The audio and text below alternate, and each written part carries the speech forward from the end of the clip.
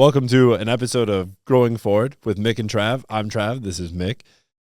In this mini-series, we're going to go through our entire entrepreneurial journey of our company, AirFlight, building flying cars, flying cranes, putting things on top of wind turbines, raising millions of dollars, hiring dozens of people, ending up with a lot less than that, crashing a $500,000 drone. We're going to go through the whole story. Today, it's chapter 1.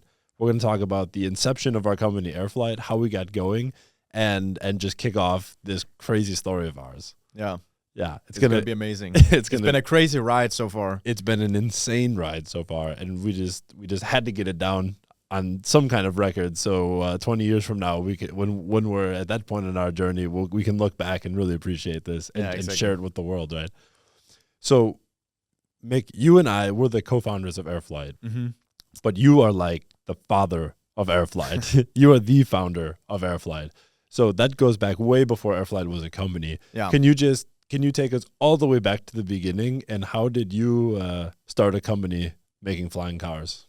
Yeah, so it starts with that I have a mechanical engineering background, dropped the classical college dropout, had too much energy in my ass to sit still in the university. So I dropped out, started my own company that did steel constructions, and then that was going. And then in 2016, I had the company for about 2 years, I think, yeah. And it's the summertime. I'm on my way to a wedding in London, and we're from Denmark, of from course. Denmark, yeah, Based. exactly. Yeah. And we roll out on the airstrip, and when he just turns in the airplane, then sometimes they just let that airplane roll. But this time, I don't know if it was a young pilot or whatever, right? But he stops the plane, and then he throttles it up. And normally that's where they let go of the brake. But this pilot, like, I'm sure it was a he, because it felt insane in the plane, not even like nice. But he throttled it up so much that the airplane was like really shaking. And right at the moment when he let go of that brake, somehow the universe had that when I played Shuffle Play on Spotify, yes, it was still connected to the internet at that point, it literally just hit Born to Be Wild. And I was shot back into the seat, right, with full throttle on that airplane.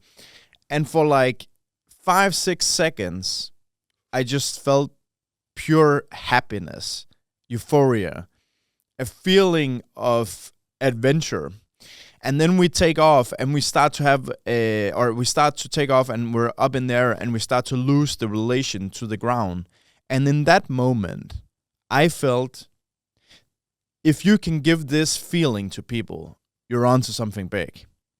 And it had to be like a relationship to the ground, like not flying too much about the ground. And in that, because once you get high, then you don't feel how fast you're going. No, exactly. Yeah. I've also been like skydiving, and once you just jump out, like you lose relation to the ground. But once you're close to the ground, that's really where you have a sense of motion.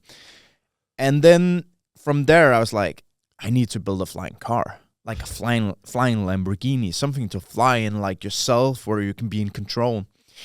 And then I flew to London. By the way, this sounds like it could be like if they ever make a prequel to the original Top Gun movie, of like baby Tom Cruise, like the moment he wants to become a fighter pilot or something. Exactly. Like it sounds exactly like that. But I actually think there's something to that, because when I saw Top Gun for the first time, I was like, I gotta be a fighter pilot. So maybe there was something brewing in me that I never really found. But I went to London, and I kind of forgot about the idea, right? But then I came home from London, and after about a month, the idea just popped up again. And this time, I just couldn't let it go. So I just started like scribbling down on paper, what could it be, doing some cardboard models, and eventually, I think even I started building a aluminium frame. Yeah, and we can probably find a picture about that. And then I was kind of going, and I just had this belief that I could build like a flying car at that point. Yeah, and I was just going to say, because I know you, I'm just not surprised that you couldn't let go of the idea and starting to make designs and starting to actually, okay, let me make an aluminum frame and see how it actually see how it actually looks and everything like that. But yeah. but I've how is it that you, as like you say, you have a background in mechanical engineering? Mhm. I know you grew up in a workshop as well with your father and everything like that. So you've always been building stuff with your hands your whole life. But how do you go from that, which is not the most uncommon experience, and being like, yeah, so I'm gonna make a flying car then? Yeah. That's a little different than, Yeah, and it's a fixing really a good radio. question. And I think if I have to reflect on it, there's probably something with belief. Like having a belief. I also raced go-karts and racing cars when I was younger. And I think some of it really stems from my dad. He was always really good at putting in belief in me that you could do more or less everything. And of course, you have to have a sense of I hate the word realism, but you have to not be delusional, right? Yeah. But sometimes that is what you are. Not fully. Yeah, that's what you are. And I think at that point in time, call it self-belief or call it delusional, but I had a self-belief that there wasn't anything in the world that I couldn't build. And I think it comes from like the confidence with my hands. I had always been good at building stuff, and up until that point, there hadn't been a problem that I hadn't been able to solve somehow. So I think that's doing those small things throughout your life that gives you confidence, that kind of give you maybe a little delusional self-belief, call it what you want, on that you can do stuff. You kind of need that to be an entrepreneur. Yeah. And by the way, you really need it if you're starting a company making flying cars. Definitely. Definitely. Yeah. A little sprinkle of dilution and a little sprinkle of self-belief. Just then a you're little there. flavor. Exactly. Yeah, man. But that is actually one thing that I really like about you and your mindset is you very often will, when we kind of get down a path of, what if on the negative side, it's like, okay, like step back. There hasn't been a problem we haven't been able to solve so far. Yeah. Especially if it's a technical problem. Yeah. If it's a technology, if it's mechanical, if it's software, something like that, those are solvable problems. Yeah. It's just, you just got to solve it. Yeah, exactly. Yeah, and I even remember one of our current clients, right, is as long as you're not trying to defy physics, it's just a matter of time and resources. And if you can get those two things, nothing is impossible. Exactly. Like as long as you can prove that, I think you can. As I said, it's just a matter of time and resources. And just because you can get time and resources doesn't make it a great business, but it can be done.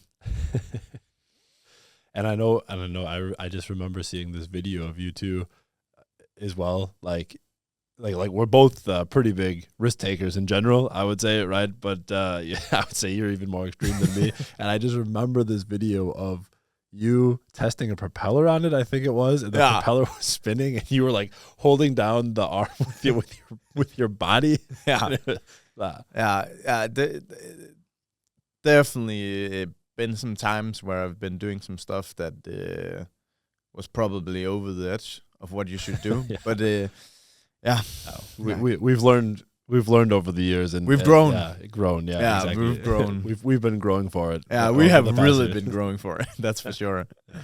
Yeah, a lot of crazy stuff, and that's kind of also the essence of this podcast, right? It's like showing that growth, that it doesn't matter where you start. Yeah, you just got to get started, and then you will grow with the task. Exactly. I know, like today.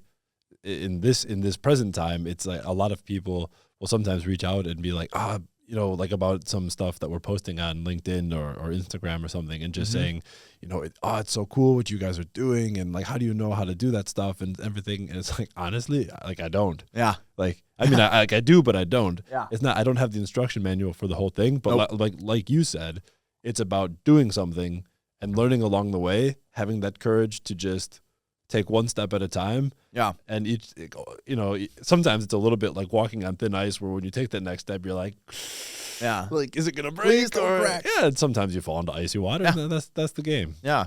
Yeah. And using that analogy, one thing that I really, really try to cement in my own brain is, as long as you can breathe, you're still alive. Yeah. It doesn't matter that you've broken your leg or broken an arm, you're still alive. Yeah. And that's the same in business. As long as you can stay alive and you still have money on the account and you can pay your bills and all of that, you're alive. Yeah. You can still keep going. Yeah, completely. That perseverance, that discipline, that never give up attitude. Yeah. And that's what it comes down to. Because we'll of course get into it in the future, but we've also faced some really tough times where it's like we don't know what to do now. Yeah. Like we're completely up against the wall. And the easiest thing to do is to just throw in the towel and be like, okay, someone else's problem. Like, we're out. But as long as you don't do that, there's always something you can do. Yeah, and I actually think that's also some of the mindset stuff that bonded us. And if we go back to that story, you and me, we met the first time in 2017. You remember? I do. Yeah, definitely. I actually had just finished my master's degree here in Denmark in 2017. I moved to Denmark in 2015 and sort of was going into the real life phase of that transition, because even though it was a master's program, it was still studying and having that student life, which is a little bit in a bubble in my experience, at least, where you're not in a full-time job. You don't have all of the real responsibilities and things like that. Yeah. So I was transitioning out of that and into like, okay, so now I have my degree. I'm going into like the rest of my life living in a foreign country. Like, what are we going to do here, right? Yeah. And I've always had a passion for reading different entrepreneurial books and things like that, personal growth. And one of those books was The 4-Hour Workweek by Tim Ferriss. Yeah. And in there, he got a concept that, of course, he got from his gurus and everything like that. But it was about having a mastermind group, which is a group of people who you can share your ideas with, share your goals with, and you hold each other responsible and push each other towards what you want. And when I read that, I was like, yes, I need this. Like, this is something I need. And because like you said, you got to be a little delusional to go into this type of entrepreneurship and stuff. So you got to find your fellow crazies who aren't going to call you stupid for trying and not telling you, oh, it's too risky, don't try, just get a job, all of that. You need people who are like, same mindset, let's do this. Yeah. So at the time, I asked some of my classmates, because I studied entrepreneurship actually at Aalborg University. So I asked some of my classmates, and one of our now mutual friends, Johan as well, who I had a little startup with at the time. Like, do you guys want to do a mastermind group? And one of the first who I asked was our mutual friend Martin, and he also was like, yeah, this is something I've also wanted to do for a long time. Let's do it. So I think we were 4 of us, and then Martin called me one day. He's like, okay, Trav, like, there's this guy Mikkel who's really interested in joining the group. I really think we should let him join, even though you guys don't know each other. You're like, I know you specifically are gonna love him. I was like, yeah, I mean, sure, let's do it. Like, so then we ended up being 5, I believe, in the group. Yeah, exactly. Yeah, and that was how we met. Yeah. The first time we met, was that actually in your apartment? Yeah, that was right. in the kickoff meeting in my right. apartment. Yeah, exactly. Yeah, and I think what separated that little studio apartment. Yeah, that's right. That's right. And I think what kind of separated you and my bond from the others was the adventurous aspect, right? Yeah. That we want to go out in the world and explore, but also our elite sports background, right? Yeah. You paid for college being an elite swimmer, and I had been doing mixed martial arts for many years at that point. And yeah, there's just something, and it's grown much more. Now it's more like a brother from another mother, right? And we more or less spend more time together than we do with anyone else. And I think that's kind of like a special bond. And that's also why I always say, like, go out and find yourself a co-founder that you want to spend so much time with. Yeah. That's because we experience how grateful we are for that bond, right? And then Inner Legends, which we called the mastermind, we kind of like, it fizzled a little bit. Yeah, right? It went on for about a year or so, and then it started to become.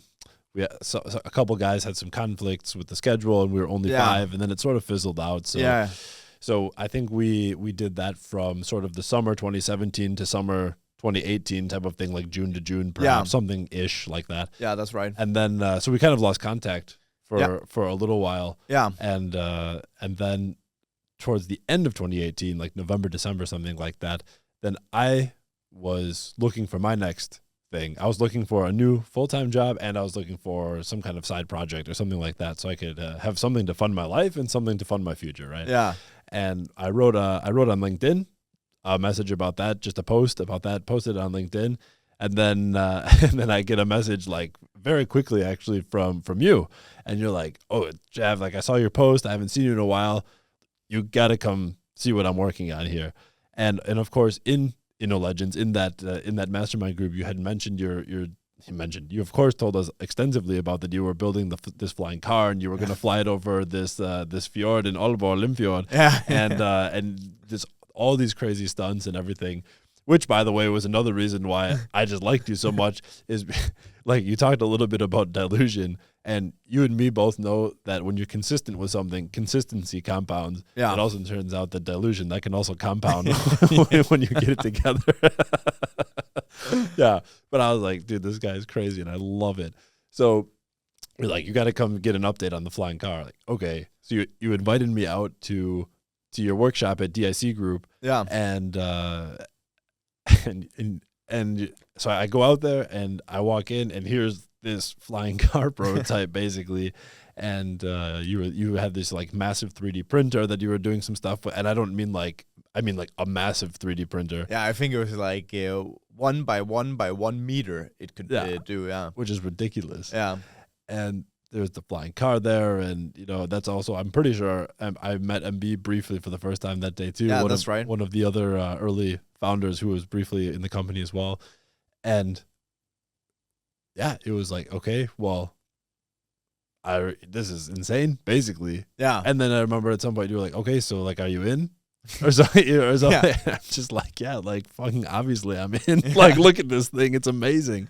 So that was just like, okay, so now my startup, my passion project for funding the future, that's apparently going to be starting a company building flying cars with Mikkel. Yeah, and that's it spirals me into remembering that. Then after that meeting, we met up at a cafe, and I think that's also where we on a business level really bonded together, because we were like, oh, but then we can take them to Las Vegas and we can fly in the desert, and we can like mount paintball guns. I can remember that was one of the ideas where I was just so hooked. I was like, what? We can make like a real live Top Gun, but where people don't get shut down, they just get shot on with a paintball gun. Yeah, it was amazing. Yeah. We're kind of fans of Top Gun, if you haven't noticed by now. Yeah. Oh, yeah. Yeah, Tom Cruise, if you ever want to come on the podcast, we got a seat for you right here. You're more than welcome. Yeah, but I completely agree, though. And we also, one thing that made that experience kind of cool is we met at this cafe in our city, Aalborg, called Cafe Ulla Turkelsen. And it's this cafe that just has these like crazy lights all over and wildly painted walls and decorations that are just almost like an LSD trip or something, being in this building. And that was just the setting for it. Yeah. And you just got the first like official professional, like outside of Legends, which was more like friend professional, right? Yeah. But the first real like working together idea of like how we can really build on each other. Yeah. How we can really 1 + 1 = more than 2, synergize the creativity. And just like, it's like an improv where it's like you say yes and. Yeah. Yeah, and that's kind of the essence of our relationship. Yeah, more or less, yeah. That is really also what we've been talking about so many times, is like, if we go somewhere, one of our biggest assets is just to remember to have fun. Yeah. Like, don't take life so seriously. Like, we are serious, but we also do have a lot of fun. And I think that creativity and like the proverbs and all that was kind of like where it really took off for us. Yeah. Yeah, 100%. Because like the concept at the time, because we're saying flying car, and of course when you think flying car, you're thinking, a flying taxi with the multi-rotors that you see today, or a personal one that instead of going and waiting in traffic, you just fly to work in a flying car or something. And that was a part of what we had in our vision. Mm-hmm. But there it's like you have all these regulations, you have X, Y, and Z. Even if the product is perfect, you're not allowed to do that. Yeah. And so we came up with this idea of essentially flying go-karts that we wanted to make. Yeah. And we were going to make this massive building in Las Vegas. Like, we're talking like massive, like 15, 20 meters tall, and, several football fields of area and everything like that.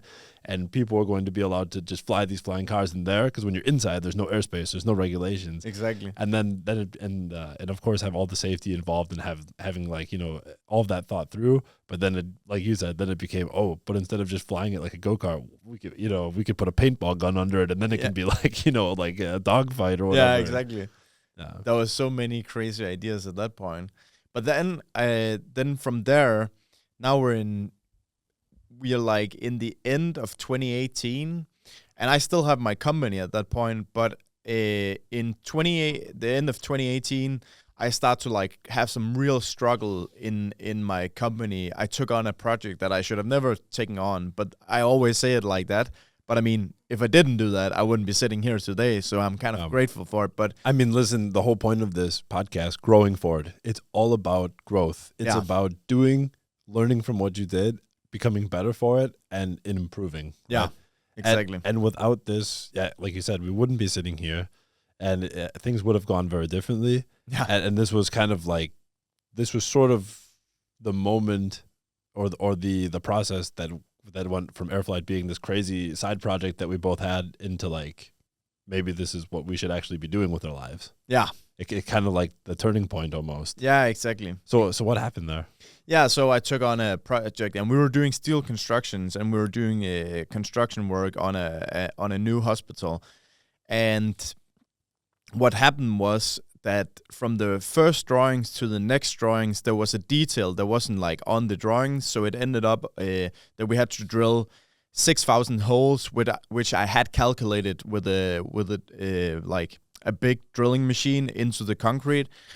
But then what I hadn't seen on the next drawings was that they had just like removed the concrete, so that it was like only 50 millimeters of concrete straight into reinforcement bars, right? So those 6,000 holes. And is it harder drilling into steel than it is into concrete? Yeah, pretty much, pretty much. So instead of a hole taking something like 20, 30 seconds to drill, it took sometimes 20 minutes. So it was a 3-man job for 1.5 months. Ended up being a 6-month project, but 8 guys. So that sucked out all the liquidity. And then I had to like ask my bank for help, and I had a credit balance and stuff like that. And then at the day that I finished and I was about to pay all my bills with the credit, my bank called on a Monday and said, "We've just torn your credit contract to pieces." And I was like, "You can't do that." And he was like, "Yeah, I know, but the legal department says that what is a broke entrepreneur going to do about that?" And then it was like, is insane. That was the end. At that point in time, I had been working probably for at least 3 months. Like, dude, that's like something out of a TV show or something. Yeah. Like that's something you see on TV and you're like, that's not real. Yeah. Like people don't. Yeah, really because do that. you're like, that's a bank and they're doing something illegal. But how are you going to defend it? And that's something that struck to me. You can have people doing illegal shit, but if you can't do anything about it, like, they can do it. Sorry. Yeah, exactly. Yeah. So, but it ended up being good because I was personally liable for that credit balance. So yeah. and just to be clear, you basically, the bank gave you a line of credit. Yeah. To do this project. Yeah. Then then essentially the project paid you for the project, which got you a little bit into positive, but not a lot. Yeah. But then you had all the other business expenses for that month and salaries and everything that you were going to use the credit to pay, and then chip away at getting back to zero again. Exactly. But once you got past a little positive, the bank's like, you're not going negative again. Exactly. And that happened on a Monday, I remember. And I had been working like 90 hours and been working myself at that point. And I think we were 15, 20 people at that time. 90 hours a week, I assume you mean. Yeah, sorry, 90 hours a week for 3 months just to like get as much cash in to like kind of chip away, right? And it always felt like that it was not enough. So when that call came, I was kind of relieved because I was like, I fucking did everything I could. Yeah. But then I had to go back and be like, so guys, you're not going to get paid. But luckily here in Denmark, employees get paid because there's like a state instance that goes in. But that state instance then goes in and they declare you bankrupt. Yeah. So now I was unemployed, couldn't get my salary, and I just lost my company. And then that point in time, I think I went. That's a rough Monday. That was a the rough way. Monday, and I went back to Klaudia and said the thing, and she of course kind of comforted me. And then I think I had something like 14 days at home. I still had the flying car in my brain, but in Denmark you take a big hit in your self-confidence when you go bankrupt. Yeah. It's not like in any other place or like in the States where they like, oh, you tried. Here you're like, no, you're a fucking failure. You can't run a business. So I kind of took a little bit of a hit there, but I also just fucking knew in my heart I wasn't done. And I always felt like the IC group with the steel fabrication was kind of like, the vision was too low for me, right? Yeah. And now this flying car.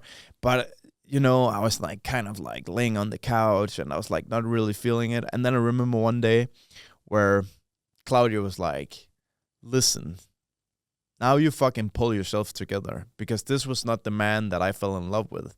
And I just remember that just like, I almost tear up now, because it hit me so hard that it was just like, I had just like in those 14 days kind of forgotten who I was. And I never fucking gave up on anything. Like, I've always hit every fucking deadline in that company. And that was because I was willing to fucking do the work, which was a lot.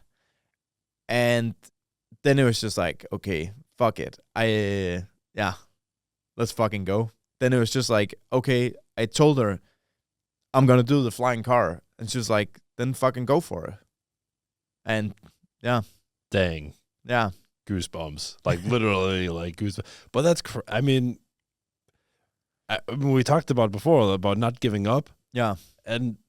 But there you have it, right? Yeah. I mean, you really, in business, it's pretty hard to get beat down worse than what you experienced. Yeah. After that contract failure and everything with the bank and the credit and all of that, and then getting it all pulled out, telling, what was it, like 22 employees or something? Yeah, something like that at the point, yeah. 20-something employees, right? Like, sorry, guys, fired.